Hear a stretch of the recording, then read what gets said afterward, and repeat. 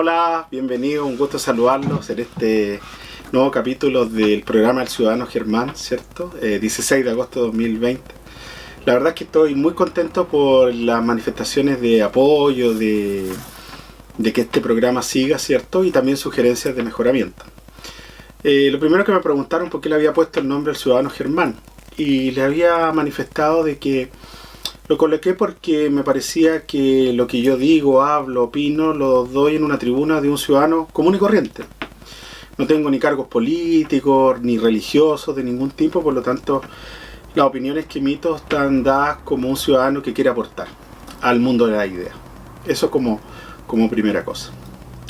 Bueno, en esta primera sección de contingencia quería comentar brevemente dos aspectos que me parece relevantes analizar. Uno, el tema del retiro del 10% de la AFP por parte de gran parte de los cotizantes, ¿cierto?, de este sistema.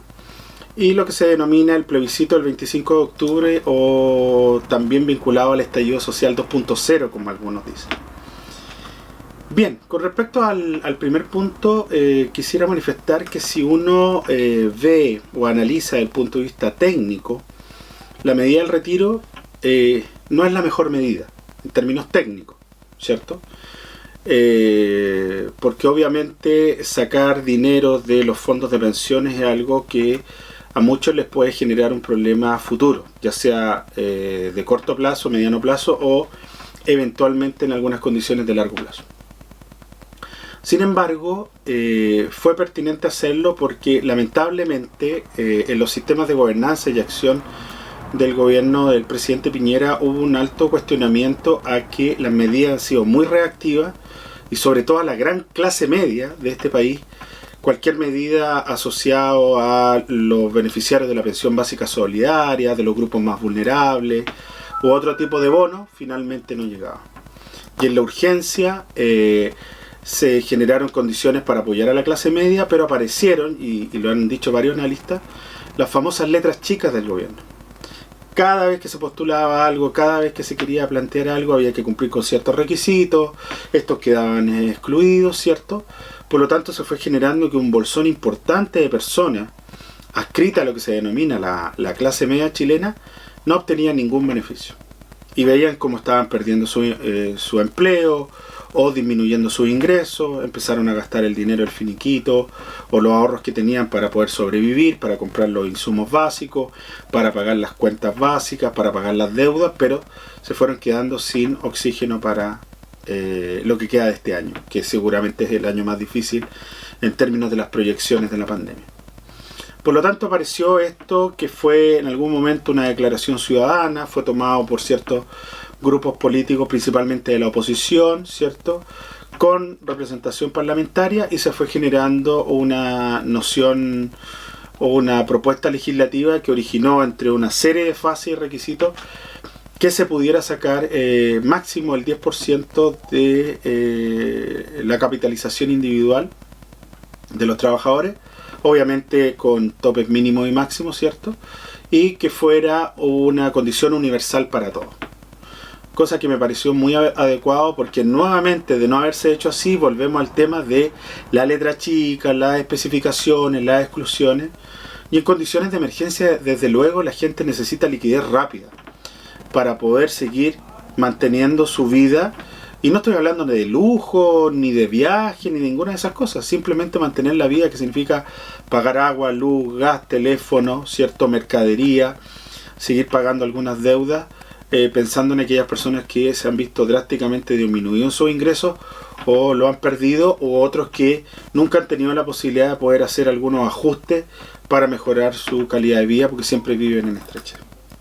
Desde luego, toda medida tiene costos y beneficios, sobre todo una relación o una acción relacionada con políticas públicas, ¿cierto? Entonces algunos cuestionaban el hecho de que habían personas que no lo necesitaban y que iban a hacer uso de estos recursos para beneficios de inversión, etcétera, etcétera. Desde luego, puede haber algo de eso, pero seamos bien sinceros, es la gran minoría de las personas, porque datos duros, ¿cierto? El 70% de los trabajadores de este país gana igual o menos a 550.000 pesos. Y el 50% de los trabajadores que trabajan en este país ganan igual o menos a 350.000 pesos. Esa es la realidad. Esa es la realidad concreta, el dato que tenemos, ¿cierto? Y frente a eso, sabiendo, sobre todo ahora, cómo es los niveles de costo de vida en este país, ¿cierto? Y sobre todo en el Gran Santiago, si es que lo quiero especificar, desde luego los recursos no alcanzan muchas veces para mantener estándares mínimos de satisfacción. Nada de lujo ni opulencia, mínimo. Y si frente a eso hay personas que no tienen trabajo o han disminuido su trabajo o siempre están con esa angustia, desde luego esa medida le permite mejorar ciertas condiciones. Y además que se rompieron ciertos mitos de que la economía se iba a caer, de que los valores iban a bajar a dimensiones tremendas, y de a poco esos mitos se han ido bajando. Y es más, se ha ido reactivando la economía y con eso mitigar la contracción económica proyectada para fines de año del 7% del PIB. ¿Por qué? ¿Por qué razón? Porque esta inyección, que más o menos son 19.000, 20.000 millones de dólares, reactiva la economía, lo que se llama el flujo circular, ¿cierto? ¿Por qué? Porque las personas al recibir sus ingresos empiezan a pagar sus deudas, a comprar mercadería, ir a la feria, a hacer algún arreglo en su casa para poder hacer algún emprendimiento, qué sé yo. Y eso reactiva a la empresa, a los empresarios, a los almaceneros, la gente de distintas áreas productivas, y se genera una inyección de recursos que va a mitigar esa gran caída que se espera en términos recesivos. Por lo tanto, siempre hay que tener cuidado con las primeras sensaciones, porque después viene el orden, el equilibrio, ¿cierto? Creo, y eso va a ser un tema más importante de analizar posteriormente, es el tema de la señal política y la señal que se da respecto de sacar este dinero, porque se está ingresando a discutir la mantención, pertinencia y viabilidad a largo plazo de la AFP. Instituciones creadas bajo las reformas estructurales de la dictadura de Pinochet, ¿cierto?, la década de los 80, y que hasta el día de hoy se mantienen. Por lo tanto, ahí hay una señal importante. Y claro, como hay cuestionamiento que el gobierno ha sido muy reactivo, está planteando a través de su agenda parlamentaria nociones para poder modificar el sistema de pensiones en Chile y seguridad social, justamente para ser más reactivo frente a esta situación de que la AFP, si bien es cierto como modelo, como aproximación a la realidad en los 80, estaba pensado en una condición X que probablemente pudiera haberse dado, en la realidad empírica demostró que las variables no funcionaban como se creía y que no da el ancho para una realidad con precariedad laboral o con sistemas como los que tenemos en Chile, ¿cierto? Y por lo tanto un modelo que no se hace cargo correctamente de la realidad, aunque pudiera tener eventualmente elementos del diseño bien expectados, no da el ancho para la realidad. Y eso significa una reingeniería por el bien de toda la ciudadanía, ¿cierto? Y lo último, porque obviamente me gustaría después perfeccionarlo más adelante, cuando la ministra del Trabajo, Saldívar, plantea de que no le gustaría que la gente con su 10% estuviera comprando Smart TV u otras cosas, ¿cierto? Yo creo que ahí nuevamente hay una mala señal del gobierno, de este cuestionamiento de que le falta calle, le falta esa capacidad de entender al chileno promedio, común y corriente, o los habitantes de este país, ¿cierto? Porque es una señal de subestimar a la gente, y eso no hay que hacerlo. La gente hoy día necesita pagar su urgencia, pagar sus deudas, la gran mayoría, ¿cierto? Y si eventualmente se dieran o tomaran la decisión de comprarse un artefacto como ese, yo creo que está en su legítimo derecho, porque ha sido años de esfuerzo, sacrificio con su dinero, y que muchas veces por esta condición de sistema no se han podido dar un gusto o mejorar algunos aspectos de bienestar, aunque sea material, para ellos y su familia. Por lo tanto me parece legítimo. Pero lo que me parece muy complicado es subestimar a la gente. Subestimar a la gente en términos de que no va a saber utilizar los recursos para pagar sus necesidades básicas o para atender esta emergencia. Yo creo que hay que tener mucho cuidado. Así que me parece que, si bien es cierto, no fue técnicamente la mejor medida, era la medida pertinente por la incapacidad del gobierno de haber gestionado instrumentos más directos, más rápidos y sin letra chica para la gran mayoría del país, que es la clase media. Bien, el otro tema que quería también enunciar, porque es muy profundo, es el tema de el plebiscito que vamos a llevar el 25 de octubre y el estallido social.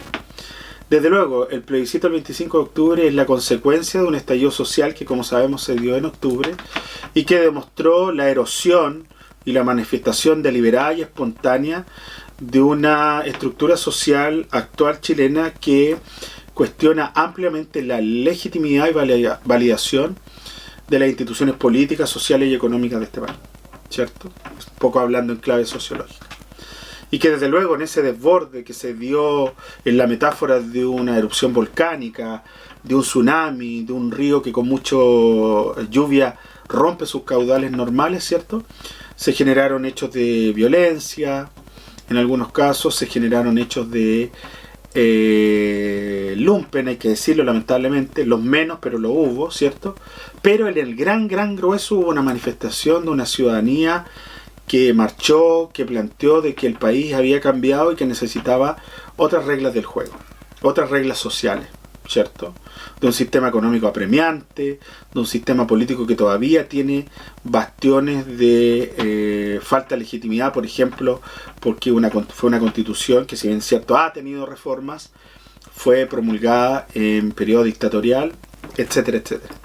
Por lo tanto, desde luego, pensando en que de esa constitución, pese a su reforma, han pasado 40 años, desde luego el Chile de hoy es muy distinto al Chile de hace 2 o 4 décadas atrás. Por lo tanto, me parece totalmente pertinente abrirse la posibilidad de diálogo, porque la Constitución representa las bases de la institucionalidad de nuestro país.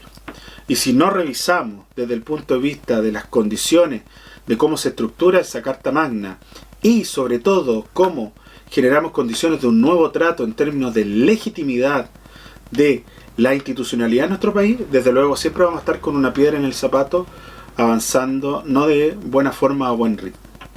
Por lo tanto, yo creo que el tema principalmente pasa por la legitimidad.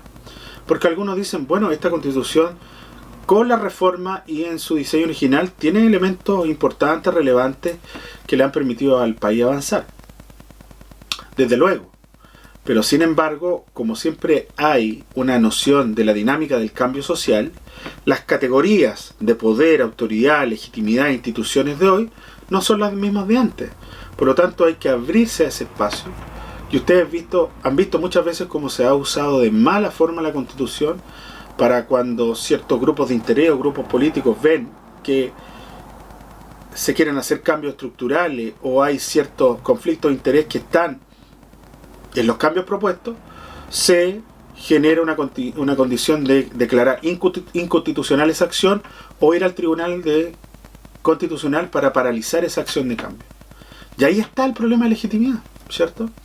Por lo tanto, en el plebiscito que se va a llevar el 25 de octubre, que fue suspendido anteriormente por el problema de la pandemia, lo que se va a verificar efectivamente si la ciudadanía de este país, ¿cierto? Los 13 millones y tantos de votantes, potenciales obviamente, quieren que se apruebe la posibilidad de modificar la Constitución y de crear una convención constituyente que puede estar conformada solo por ciudadanos de este país, ¿cierto? Común y corriente, que pueden postular a través de los mecanismos que la ley electoral va a establecer, o una convención mixta de representantes del Parlamento actual, ¿cierto? Y un grupo de ciudadanos, ¿ya?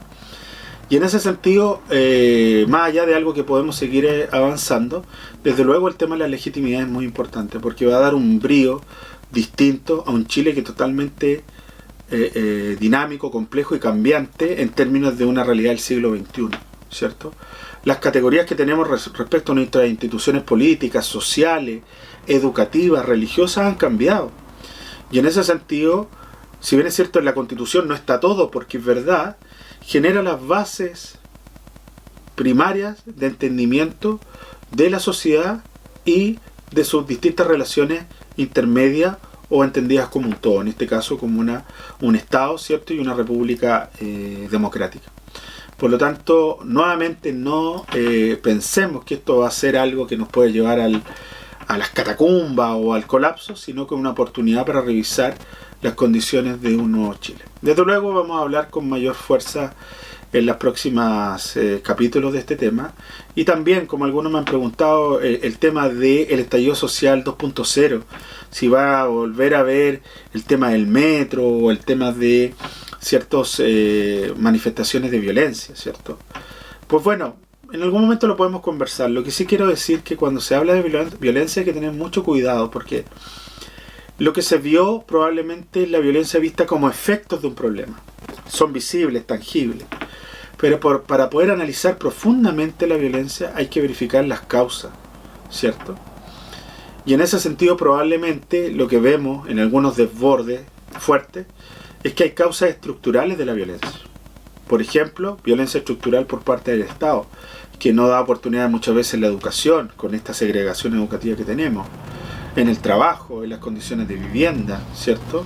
Acceso equitativo a oportunidades para trabajar, etcétera, etcétera. Por lo tanto, yo creo que como tenemos que dejarlo por un capítulo específico, el estallido social 2.0, evidentemente pueden haber manifestaciones de esa violencia en tanto efecto, pero en la medida que no miremos la violencia en tanto estructura, causa, no vamos a poder abordarla de correcta forma, ¿cierto? Si me preguntan a mí, yo siempre he sido enemigo de la violencia de efecto, pero también entiendo la violencia estructural, sobre todo del Estado. Creo que va a haber que definir una nueva estrategia para seguir movilizado, pero buscando otros mecanismos, porque efectivamente la situación de Chile hoy día y del mundo es mucho más grave, y específicamente la de Chile. Ya hubo un deterioro económico importante a partir del estallido social. Con la pandemia obviamente las cuentas están pero al límite, números rojos, y desde luego si no se dan situaciones de diálogo y de confianza, una vez que vuelva a ser el primer tema de agenda pública en Chile este tema, nos vamos a encontrar con un problema grave, porque ya no tenemos holgura para poder apoyar a las personas que también por temas de el estallido social perdieron su empleo, no han podido trabajar.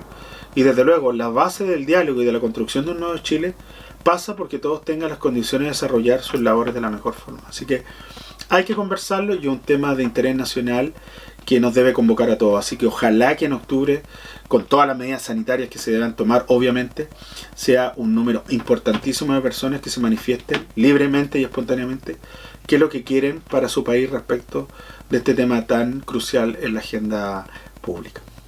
Así que con eso damos término a esta primera sección de coyuntura, de contingencia. Bueno, continuamos con nuestro programa en esta sección que a muchos les ha interesado, que tiene que ver con comentario de un libro, sugerencias del libro, ¿cierto? Hablemos de algún libro. Fomentar la lectura, yo creo que siempre es importante. En mi labor como profesor universitario también, siempre les indico a mis estudiantes, les sugiero que lean cosas de su interés, obviamente, pero que construyan ese hábito de la lectura. Así que obviamente en este programa también trato de enfatizar eso. ¿Qué libro traemos el día de hoy? Traigo un libro que se llama El economista camuflado. Ahí lo pongo en la cámara, ¿cierto? El economista camuflado, del autor Tim Harford, ¿cierto? Este periodista, economista, ¿cierto? Se hizo muy famoso con este libro, con más de 1 millón de ejemplares vendidos, porque cumple con un gran valor o un atributo, y es enseñar economía, ¿cierto?, desde las pequeñas cosas cotidianas del día a día. Muchas veces también me incluyo a los profesores universitarios, sobre todo a los profesores que enseñan economía. A mí también me toca enseñar economía, que a veces los estudiantes dicen: profesor, es que el lenguaje técnico es tan difícil seguirlo, ¿cierto? Y después vienen las ecuaciones, las curvas, y me pierdo. Bueno, yo trato un poco inspirado en Tim Harford, en Paul Samuelson, ¿cierto? Sobre todo Paul Samuelson, gran economista, premio Nobel, profesor del MIT, de que si uno logra a través de un lenguaje sencillo, junto con la economía positiva, la economía científica, explicar bien los temas, la gente se va interesando y se va sintiendo que puede hacerlo. Por lo tanto, primera cosa, todos nosotros somos economistas en el día a día, todos, porque tomamos decisiones de lo que vamos a comprar, lo que no vamos a comprar, con cuánto dinero disponemos, qué vamos a hacer con ese dinero, cómo lo vamos a jerarquizar, ¿cierto? que toda decisión tiene un costo, tiene un beneficio, que si yo tengo un dinerito extra, tengo que, si lo quiero invertir, por ejemplo, lo tengo que invertir en distintos lugares, ¿cierto? Y que a veces, claro, en ese tecnicismo de que, frente a una inversión hay que diversificar el portfolio para disminuir el riesgo, nuestros padres y nuestros abuelos nos enseñaban lo mismo, de decir, hijo, no ponga los huevitos en la misma canasta, ¿cierto? Y sobre ese concepto tan básico uno dice, claro, no voy a comprar, no sé, puras acciones, sino que voy a guardar un poquito acá, voy a hacer una inversión acá, me voy a resguardar de distintas formas, ¿cierto? Entonces, este libro, El economista camuflado de Tim Harford, nos hace ver también que muchas veces el lenguaje que utilizamos ya lo sabemos, pero a lo mejor no sabemos que ese concepto significa eficiencia, escasez, costo de oportunidad, y él lo va descubriendo en historias del día a día, ¿cierto? Y también una cosa que me parece muy relevante de este libro, que nos muestra muchas veces lo irracionales que somos en tomar decisiones económicas, ¿ya? Yo hago una sección en mis cursos de economía que le digo a mis estudiantes, pensemos como economistas, justamente para pensar que a veces somos irracionales en el uso de nuestros recursos, ¿cierto? Entonces acá Tim Harford, por ejemplo, en el primer capítulo dice, ¿por qué usted a veces va a un café que tiene una marca de prestigio y en una tacita o un vasito se gasta $5 o 4.000 pesos? Cuando en su casa perfectamente podría tener incluso un café de mejor calidad y tomarlo por un costo asociado a 150 pesos, 200 pesos. O sea, menos de la mitad de $1. ¿Cierto? Y uno dice, es verdad, a veces gasto dinero en algo que su precio no refleja realmente los niveles de satisfacción de ese bien o lo que corresponda. Entonces este libro, que va analizando las decisiones que tomamos al comprar un café, al ir al metro, si compramos un auto usado, un auto nuevo, etcétera, etcétera, nos va mostrando que somos economistas todos los días y que en cada uno de nosotros tenemos que tomar decisiones lo más eficientemente posible, ¿cierto? Principio de la eficiencia económica, y utilizando los recursos que son escasos, escasez, y jerarquizando nuestras necesidades, porque nosotros tenemos necesidades múltiples y jerarquizables. Así que me parece un excelente libro, y lo bueno que este libro, El economista camuflado de Tim Harford, que ahí nuevamente lo muestro, está en internet. Hay una versión en PDF, ¿cierto? Para aquellos que por distintas razones no puedan acceder al libro como tal. Ya, obviamente si está en la web es porque tiene licencias para poder hacerlo, ¿ya? Pero claro, yo soy amigo de los libros en físico, por lo tanto si lo quiere el día de mañana comprar es una muy muy buena inversión, y es como leer una novela pero aprendiendo economía a la vez. Así que ese es el comentario del libro de esta ocasión, El economista camuflado de Tim Harford. Bien, en nuestro programa también hemos instaurado esto de interactuar con nuestra audiencia a través de responder preguntas de la audiencia, ¿cierto? En el primer capítulo un colega me preguntó acerca de la justicia al momento de implementar un impuesto por parte de un gobierno, de un estado, ¿cierto? Y en esta ocasión, leyendo la pauta, no tengo un nombre de quien me formuló la pregunta, porque justamente la quiero responder porque me la formularon varias personas, 5 o 6 personas, a propósito del tema de una especie de polémica que hubo con el ministro de Educación respecto de volver a clase. Y obviamente a mí, yo no soy profesor de profesión, soy muy respetuoso de eso, soy docente universitario, pero también hubo una alusión que me pareció inadecuada respecto a los profesores, sobre todo a los profesores como tal, ¿cierto? Desde luego, si nosotros miramos lo que está pasando internacionalmente, sobre todo en aquellos países que por condiciones estacionales van de otra forma con la pandemia, no me he encontrado con que después del gran pic, lamentablemente los fallecimientos masivos, vino un periodo de estabilización, pero después vino, o se está viviendo en muchos lugares, los periodos de rebrote, ¿cierto? En Norteamérica, en Europa, en Australia también han habido casos de rebrote. Por lo tanto, si nosotros solo usamos el sentido común, sin ser especialistas en salud pública o siguiendo las mismas directrices de la Autoridad Sanitaria de Chile y a nivel internacional, desde luego América Latina también va a vivir momentos de rebrote, que en nuestro caso se van a dar en lo que queda de agosto y septiembre, lo más probable, ¿cierto? Y quizás parte de octubre. Por lo tanto, si uno solo aplica el sentido común, el que los escolares, sobre todo los escolares, porque en el caso de los sistemas de educación superior ya, pese a las restricciones que pueda haber, ya se ha implementado un sistema de educación online por internet, los estudiantes son más adultos, son personas que tienen más capacidad autónoma de estudiar y pueden llevar de mejor forma, pese a las restricciones, desde luego las hay, sistemas de enseñanza-aprendizaje a través de esto. Pero el caso de los niños, claro, es distinto y veo poco viable que en el corto plazo ellos puedan volver a clase, ¿cierto? Porque como su nombre lo dice, los niños y niñas son pequeños, juguetones, traviesos, que no muchas veces siguen las reglas de mantener una mascarilla en todo un periodo.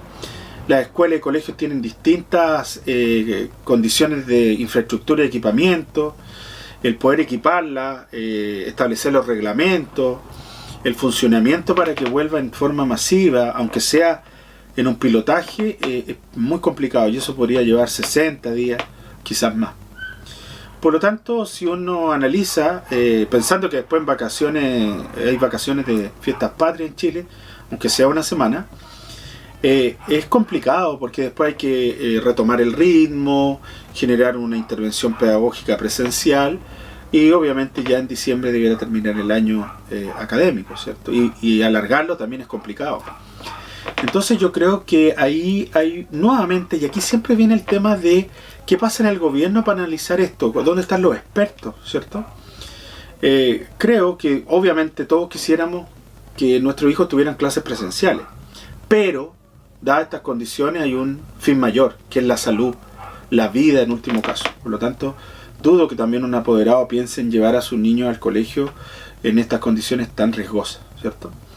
Por lo tanto, yo hubiera pensado que la autoridad hubiera hecho un sistema de fortalecer estrategias de pedagógica, de intervención pedagógica este año en una medida de excepción, ¿cierto? Sacar los aprendizajes de lo que significa esto y bueno, ya articular un año 2021 donde se puedan tomar otras decisiones. Pero cuando sistemáticamente escuchamos al ministro de Educación tomar decisiones, o más que tomar decisiones, querer colocar permanentemente la discusión de que hay que volver y cuándo, y acá lo más grave, esbozar implícitamente en un programa, en una entrevista televisiva, si mal no recuerdo, que los profesores no quieren volver, me parece una falta de respeto y me parece nuevamente que hay un cuestionamiento respecto a la idoneidad de las personas que están en las máximas carteras, ¿ya? Y esta idoneidad no estoy hablando de su calidad profesional, no, de ningún tipo, ¿ya? Sino que me parece que cuando se está a la cabecera de un ministerio, las personas deben cumplir varios requisitos. Entre ellas, obviamente, tener capacidad política, porque estamos insertos en un sistema político, pero también tener capacidad técnica. Y en específico, yo diría que con mucha más énfasis, aunque todos los ministerios deberían hacer lo mismo, pero con mucho más énfasis, en los ministerios de salud, en los ministerios de educación, debiera haber una relación idónea entre la capacidad política y la capacidad técnica. Y yo, la verdad, muy sinceramente, como algo de estudios tengo de ciencia de la educación y de política educativa, veo ausencias durante un buen tiempo en los distintos gobiernos, sin entrar en coalición en los distintos gobiernos.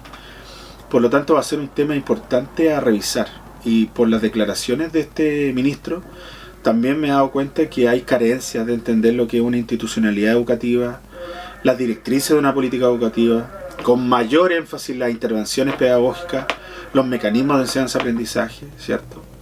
Así que yo espero sinceramente que en un nuevo gobierno, cuando llegue un ministro de Educación, se tomen esos criterios. Alguien que sepa, que sea del mundo de la ciencia de la educación, que esté validado por sus pares o que pueda interlocutar correctamente, por ejemplo, con los profesores. En un sistema educativo, los actores más relevantes son los estudiantes y los profesores. El resto es relevante en tanto cuanto se generan las bases para generar, desde la institucionalidad, una gestión educativa que permite interactuar a profesores con estudiantes y lograr aprendizaje significativo. Y eso yo no lo veo. No lo veo en este gobierno y también en ausencia, incluso en gobiernos de la nueva mayoría, en gobiernos de lo que era la concertación o el primer mandato Piñera, o también, si me remonto mucho más atrás, en otros gobiernos, ¿cierto? Yo, por ejemplo, acá tengo un ejemplar de mi libro, que no lo he comentado para que no sea tan autorreferente, que publiqué el año pasado, que se llama Estado, Mercado de la Educación, y yo reviso uno de los anexos que construí y veo las profesiones de los ministros de educación. La gran mayoría de economistas, no tengo nada en contra de los economistas, pues son excelentes profesionales. Abogados, no tengo nada en contra de los abogados, son excelentes profesionales. Pero yo empiezo a mirar, yo esperaría que hubiera alguien con doctorado en educación, que sea profesor ojalá, y que tenga capacidad política. Y el último profesor de Estado que encuentro es Mariana Elwin, ¿cierto? En el año 2000 hasta el 2003. Y después tengo al doctor Ernesto Schiffelbein, un referente nacional e internacional de la educación en Chile, ¿cierto? Premio nacional de educación, muchos premios en el extranjero, y que fue muy cortamente en el año 94 ministro de Educación, ¿cierto? Y del resto tenemos muchos ingenieros civiles, economistas, abogados, profesionales de primer nivel que duda cabe, pero ¿qué tanto sabrán de educación en su integralidad? ¿Cierto? Yo lo dejo a título de duda, lo menos. No quiero con esto tergiversar, vuelvo a insistir. Son profesionales de primer nivel, los que están o han estado, pero otra cosa es entender el fenómeno educativo, el fenómeno social de la educación, ¿cierto?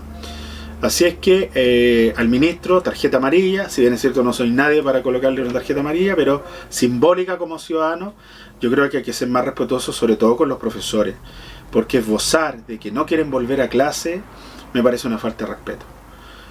Yo he visto, sin ser profesor de escuela, etcétera, he visto cómo compañeros míos nos hemos sacado la mugre por sacar adelante las clases online, preparar material, hacer la relatoría, buscar mejores intervenciones, y también muchos testimonios que se ven, pero cientos de miles de los profesores de este país que día a día preparan sus clases, las graban, han aprendido nuevas tecnologías de la información y comunicación para sacar adelante y dar lo mejor de sí hacia sus educandos.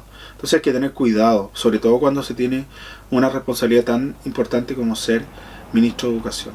Así que a mi respuesta, desde luego no están dadas las condiciones este año, habría que buscar otro mecanismo y ya preparar, de acuerdo a cómo ha sido la evidencia internacional, un año escolar 2021 y viendo todo lo que eso genera, sobre todo para alumnos, por ejemplo, cuarto medio, que están terminando, que tienen que rendir una prueba de transición para entrar a la educación superior. Bueno, vamos viendo ciertas cosas, pero este año es muy inviable volver a clases presenciales. Bueno, y para terminar este segundo capítulo, El Ciudadano Germán, en este 16 de agosto del 2020, vamos a hablar de la campana filosófica, que también ha sido una sección que a varios les ha interesado, ¿cierto? Abrir el espacio hacia la reflexión filosófica, pero visto desde la cotidianidad, ¿cierto? Bueno, todavía no tengo una campana como tal, aunque tengo una campana acá que compré en mi pasantía doctoral en Filadelfia, ¿cierto? Hace algunos años. Y esta es la famosa Liberty Bell. La Liberty Bell es la campana sobre la cual en un gesto simbólico se declaró la independencia de los Estados Unidos, ¿cierto? Voy a ver si después puedo tener una campanita más grande, pero allí tenemos una especie de campana, nuestra campana filosófica. Lo que les quería comentar hoy día es un concepto que algunos han preguntado y que lo ven muy lejano desde la filosofía, pero que también tiene que ver un poco con las reflexiones que estamos haciendo en estos capítulos, que es el nihilismo, ¿ya? ¿A qué se refiere cuando filósofos, sociólogos o personas que en algún momento ocupan y dicen, mire, estamos en una condición en donde el nihilismo se manifiesta de fuerte forma, ¿cierto? Pues bueno, sin entrar en una profundidad conceptual, ¿cierto? Porque esto no es un curso de filosofía ni nada de eso, sino que invitarlo a reflexionar filosóficamente. El nihilismo se puede analizar de distintas formas, como una corriente filosófica que tiene fundamentos epistemológicos, ¿cierto? Puede ser vista por un conjunto de elementos o categorías que aducen a la pérdida de los valores o de las categorías de los valores, ¿cierto? Aquí tengo mis apuntes. También está asociado a situar en una condición argumentativa la negación de toda creencia o todo principio, ya sea político, religioso, social, etcétera, ¿ya? Y en lo particular me tocó encontrarme con este concepto principalmente leyendo a Friedrich Nietzsche, ¿cierto? Un gran filósofo alemán, de los grandes de la modernidad, siglo XIX principalmente su obra. Y desde luego lo que quiero relevar acá es que efectivamente, si lo podemos ver como una discusión del siglo XXI, el nihilismo se asocia mucho en la discusión actual a la pérdida de la categoría de los valores que antes estaban impregnados en nuestra sociedad y que se materializaban en el ethos, en las acciones, en donde se relativizan o pierden injerencia, ¿cierto? Por lo tanto, cuando vemos situaciones, lo que habíamos hablado anteriormente respecto a la violencia, a las relaciones sociales, a las creencias, ¿cierto? A las categorías de cómo nos vinculamos con la iglesia, con las instituciones económicas, con las instituciones políticas, en nuestras relaciones familiares, amorosas, sociales, etc. Y uno dice, oye, pero esto no era como antes. ¿Por qué los lolos utilizan este lenguaje? ¿O tienen estas actitudes? ¿O no respetan nada? ¿No respetan las normas? ¿Cierto? Probablemente tiene que ver con justamente los valores, ¿cierto?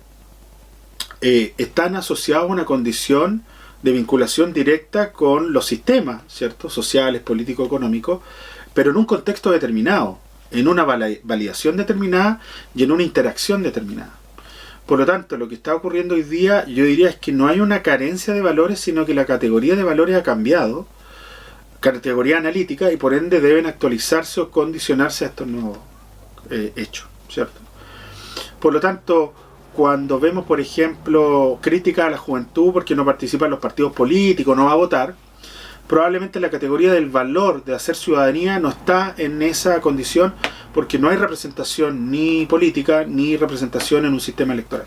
Pero sí hay un interés en participar como un individuo que está dentro de un contexto de ciudadano, por ejemplo, una participación política, ¿ya? Por lo tanto, en esta discusión efectivamente las condiciones del nihilismo tienen que ver con nuevas categorías de cómo se analizan los valores, ¿cierto? El valor de la responsabilidad, el valor del trabajo, el valor de la honestidad, el valor de la justicia, lo que podamos establecer o vincular a las categorías de valores, ¿cierto? Y desde luego, y por ejemplo hemos visto cuando se juzga, por ejemplo, una persona sobre sus hechos pasados respecto a las categorías de ahora, qué es lo que está ocurriendo, o cuando hay desgano o falta de representación por parte de ciertos segmentos de la sociedad frente a un tema de interés público, es que la categoría de valor se ha ido adecuando y a lo mejor hay que verificar qué ocurre con eso, ¿cierto? Y por lo tanto, discusiones que antes no eran discusiones, hoy día en la actualidad son importantes, ¿cierto? En el matrimonio homoparental, la adopción de hijos por parte de matrimonios homoparentales, en el tema del aborto, en el tema de la pena de muerte, que a propósito del caso Ámbar apareció, ¿cierto? Me parece interesante avanzar y probablemente después lo vamos a conversar. Y los invito también a leer un poco de filosofía respecto al nihilismo, que tiene que ver con esto. Los valores, ¿cierto?, están en cuestionamiento respecto de sus categorías representativas de una realidad distinta de hace 10, 20, 30 años atrás, ¿cierto? Y claro, como corriente filosófica obviamente tiene una epistemología más densa, ¿cierto? Pero he querido plantearlo de esa forma. Por lo tanto, cada vez que usted ahora vea una acción cotidiana de relaciones con su familia, de relaciones políticas, etcétera, piensen que los valores a lo mejor se están rearticulando, ¿cierto? Y esa pérdida del valor como principio de la tradición, a lo mejor está en una transición para adecuarse a una nueva realidad, ¿ya? Así que me pareció interesante esbozar muy mínimamente a qué nos referimos cuando se habla de nihilismo o esta categoría de la readecuación o la pérdida de ciertos valores que antes eran tradicionales en la sociedad. Bueno, con esto terminamos el programa de hoy. Una de las sugerencias que nos pidieron es seguir viendo distintos temas como los visto, pero un poco más resumido para optimizar los tiempos, por lo tanto también me he hecho cargo de eso, y verificar si adelante vemos otras secciones para seguir dándole vida a este programa que en gran medida se ha hecho gracias a las sugerencias de ustedes y a las posibilidades que tenemos de la plataforma de YouTube. Si les gustó este programa, justamente suscríbanse a mi canal de YouTube, Profe Germán Sangüesa Muñoz, y a los videos del Ciudadano Germán le dan un like. Así que nos estamos viendo, si Dios quiere, todo sale bien, el próximo domingo. Que esté muy bien. Bye bye.